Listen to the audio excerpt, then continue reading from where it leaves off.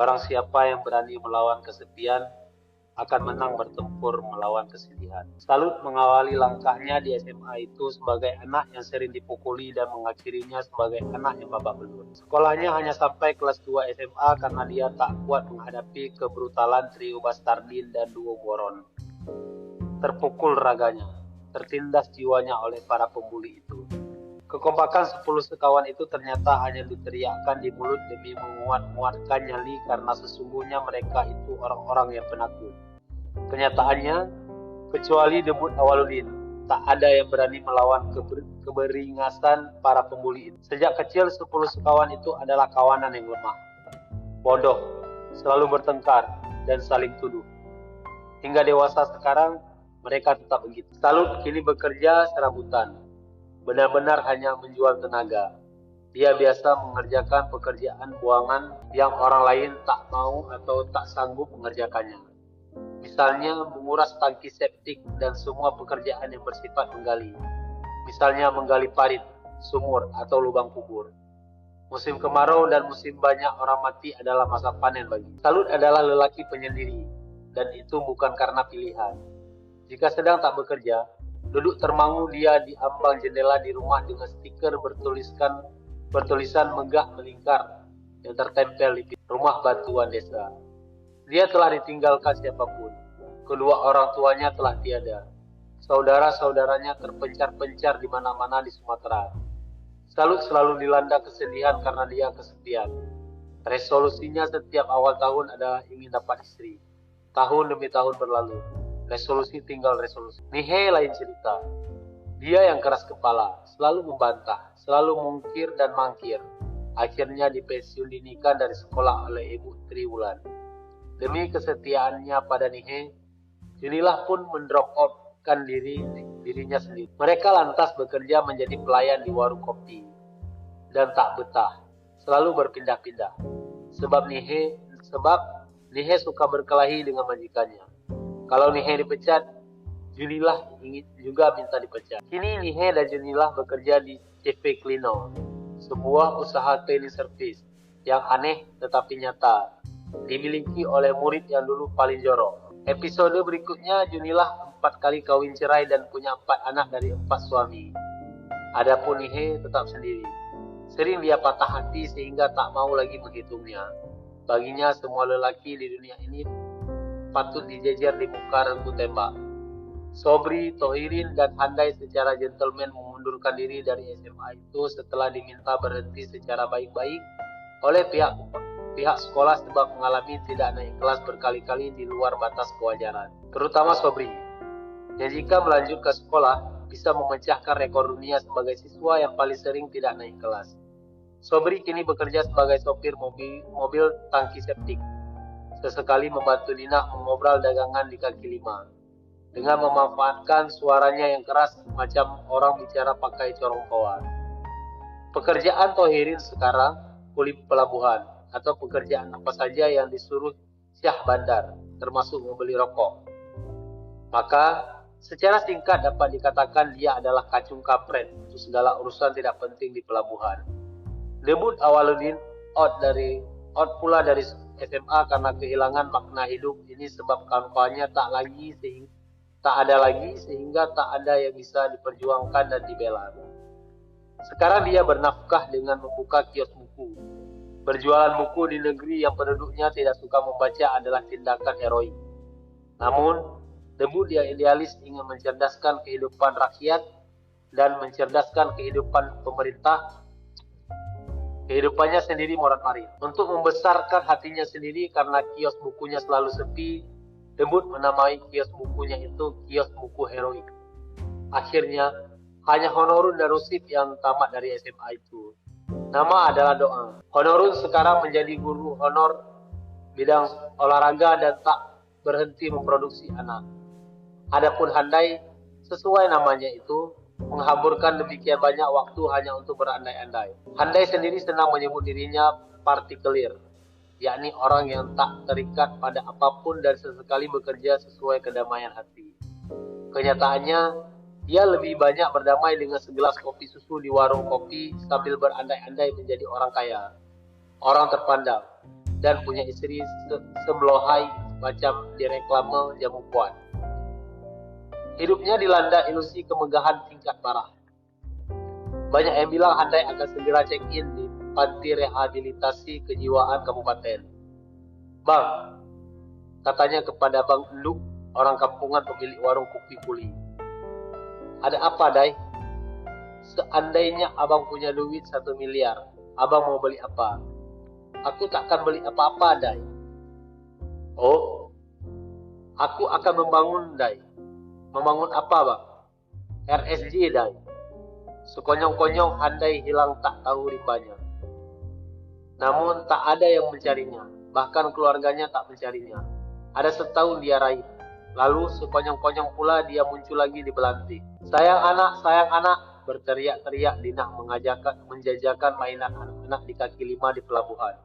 Demi melihat para penumpang berbondong-bondong turun dari kapal feri. Oleh, sayang anak, ngek-ngok. Dinah menarik perhatian dengan memencet-mencet mainan balon. Tertawa geli Handai melihatnya. Dia sengaja tak menyapa Dinah, tetapi Dinah langsung mengenalinya.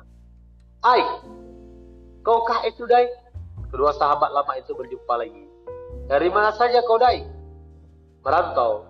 Nah, kerja. Mantap sekali. Kerja apa, Dai? Handai tersenyum penuh rahasia sambil mengambil kartu nama dari saku kemejanya. Lalu menyodorkan kepada Dinah. Terbelalak Dinah melihat kartu nama itu. Handai Tolani, pembicara motivasi. 7 bulan meliburkan diri sendiri. Nilai-nilai memang telah merosot sebelumnya. Aini kembali ke sekolah dan langsung tak naik kelas. Kawan-kawannya berbondong-bondong naik ke kelas 2 SMA. Dia tetap di kelas 1. Lalu ibunya melihat keanehan itu, yakni sekonyong-konyong Aini punya kebiasaan baru membaca buku. Pulang dari sekolah, dia langsung membaca buku. Tak pernah buku lepas dari tangannya. Dia duduk membaca di pojok situ, di antara tumpukan barang dagangan. Apapun yang lewat di depannya, ibunya, adik-adiknya, ayam, kucing, cicak, tak dihiraukannya. Tak pernah Dinah melihat Aini seperti itu sebelumnya. Dia nyaris tak bergerak. Dia membaca dan mencatat-catat hingga jauh malam. Sering ibunya mendapatinya jatuh tertidur dengan buku terlungkup di atas wajahnya. Esoknya dia bangun subuh. Dia membaca sebelum dan sesudah sholat subuh. Dia membaca sambil berjalan kaki ke sekolah. Dia terus membaca saat membantu ibunya berdagang mainan anak-anak, bahkan saat melayani pembeli. Libur sekolah, Sabtu dan Minggu, Aini telah menunggu di depan pintu perpustakaan daerah sebelum perpustakaan itu buka. Dia baru pulang saat perpustakaan itu tutup. Dia pulang membawa banyak sekali buku. Dipakainya kartu perpustakaan kawan-kawannya agar dapat meminjam lebih banyak buku. Terpana Dinah melihat Aini sekarang sangat rajin belajar. Karena dia tahu anak-anak yang tak naik kelas cenderung semakin malas belajar. Aini malah sebaliknya.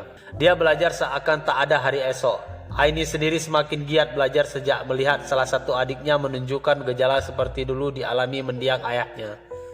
Jam istirahat. Kawan-kawannya bermain-main. Aini tetap di kelas untuk membaca dan mencatat-catat. Dulu dia lebih banyak diam dan menunduk saja jika ditanya guru sehingga guru-guru malas bertanya padanya. Kini keadaan terbalik. Aini minta tempat duduknya dipindahkan ke depan dan giliran dia yang memberondong guru-guru dengan pertanyaan. Sampai pusing mereka dibuatnya. Berulang kali Ibu Desi menjelaskan hal yang sama dan mengatakan bahwa pertanyaannya remeh sekali. Kita ini sudah bicara vektor, boy. Pertanyaanmu masih hitung akar-akaran begitu. Pertanyaan anak SMP itu, malu ah. Aini tak peduli dan Aini tak malu-malu. Dia bertanya apa saja yang mau ditanyakannya. Apa saja yang terbesit dalam kepalanya lebih tepatnya. Baginya matematika adalah bebek yang meluncur dengan deras dan harus ditembak cepat-cepat. Kalau tidak ketinggalan kereta. Tak jelas sedikit saja Aini langsung tunjuk tangan untuk bertanya. Tiada jeda. Dia sangat aktif dan mendominasi 2 jam pelajaran matematika dengan kebodohannya. Dicibir kawan-kawannya dari belakang. Wajar saja dia tak naik kelas. Aini pura-pura tak mendengar. Karena kenyataannya semakin Ibu Desi menjelaskan, semakin Aini tak mengerti. Dia tersesat dalam rombongan angka yang memenuhi papan tulis. lambang-lambang aneh macam kecambah dan rumus-rumus yang saling taut-menaut. Dia gugup melihat Ibu Desi mulai menulis soal. Dia panik melihat tahu-tahu tanpa permisi angka itu sudah muncul di situ. Dari mana angka itu tadi datangnya? Dia bingung melihat sekonyong-konyong Ibu Desi sudah menarik garis dan menulis satu solusi atas hitung-hitungan yang kocar-kacir itu. Aini merasa gelap. Karena itu untuk kali ke-35 dia bertanya lagi. Usai pelajaran matematika, Ibu Desi kembali ke ruang guru. Aini masih penasaran. Dikejarnya guru matematika itu ke ruang guru. Ibu juga mau istirahat, Aini. Kau pikir anggota DPRD saja yang mau istirahat? Lalu sore itu anak Ibu Desi bilang pada ibunya, "Bu, ada anak itu lagi." Ibu Desi mengintip dari balik tirai. Anak perempuan itu berdiri di bawah pohon nangka di pekarangan. Tangan kirinya membekap buku-buku di dadanya. Tangan kanannya memegangi perutnya. Bilang, "Ibu lagi tidur siang, tak bisa diganggu." Anak Ibu Desi membuka pintu, menghampiri anak itu dan mengatakan pesan dari ibunya. Sudah berkali-kali hal itu terjadi. Ibu Desi tak pernah mau menerima anak itu. Anak itu pergi. Dari ambang jendela Ibu Desi melihatnya melangkah. Lama dipandanginya anak itu. Aini, kembalilah. Ibu sudah bangun. Ibu sudah bangun, boy. Kembali sini." Aini berbalik, tersenyum lebar lalu tergopoh-gopoh berlari ke rumah itu. Di dalam rumah itu Ibu Desi bertanya mengapa Aini memegangi perutnya. "Aku sakit perut, Bu." "Sudah diobati?" "Tak ada obatnya, Bu." Sore itu untuk kali pertamanya Ibu Desi mau menerima Aini dan belajar matematika darinya. Itu adalah tindakan yang kurang teliti dari Aini sebab Ibu Desi terkenal keras.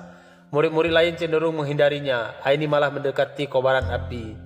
Jadilah Aini dimarah-marahi Ibu Desi habis-habisan karena tak becus menghitung sederhana sekalipun. "Jangan kesini lagi kau, Aini. Lelah aku mengajarimu. Kau tak paham-paham. Naik tensiku gara-gara kau." Esok sorenya Aini sudah berdiri lagi di bawah pohon nangka itu sambil mendekap buku-buku dan memegangi perutnya. Ibu Desi marah-marah tetapi membukakannya pintu. Mereka belajar matematika lagi dan tensi Ibu Desi naik lagi. Habis Aini didampratnya.